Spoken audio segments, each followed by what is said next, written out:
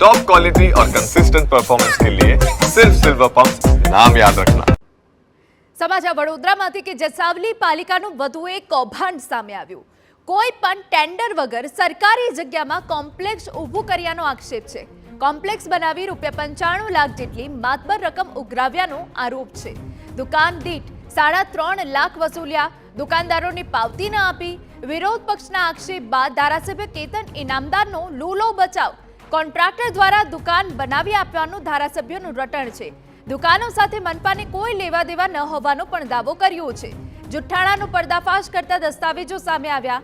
સાવલી પાલિકાએ દુકાનદારો પાસે કરાવેલા સંમતિ કરાર પણ સામે આવ્યા છે।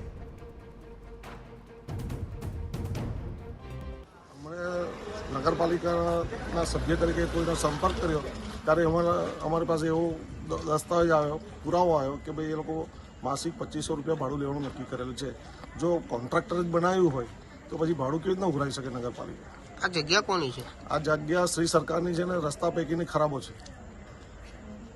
અમારા ધ્યાને તો ક્યારે આવ્યું કે જ્યારે આ પૈસા એ લોકોએ ઉઘરાયા છે, કોઈ દિન પૈસા ઉઘરાયા નતા। દુકાનનું લોકાર્પણ કર્યું એના 2 દિવસ પહેલા પૈસા લેવામાં આવે ત્યારે અમને ખબર પડી કે આ લોકોએ 3.5 લાખ રૂપિયા લીધા।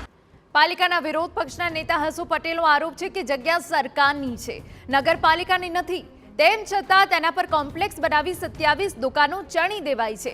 દસ્તાવેજમાં પણ બીજા પક્ષકાર તરીકે સાવલી નગરપાલિકા હોવાનો ઉલ્લેખ છે અને સોગંદનામામાં મહિને 2500 જેટલું ભાડું વસૂલવાની પણ વાત કરાઈ છે। ધારાસભ્ય કેતન ઇનામદાર ખુદ આ કોમ્પ્લેક્સના ઉદ્ઘાટનમાં ગયા હતા। જો કે તેમનો દાવો છે કે દુકાનદારો વર્ષોથી તે જગ્યા પર હતા અને તેમને ત્યાં જગ્યા અપાઈ છે। 27 દુકાનદાર ત્યાં છે।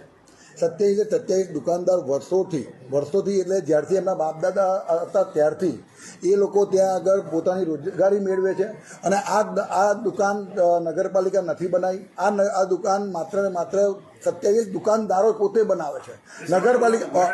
નગરપાલિકાને કોન્ટ્રાક્ટરે લીધા છે અને તમે કહેતા હોય તો એ 27 દુકાનદારોની જોડે બેસીને ફરી આટલી પત્રકાર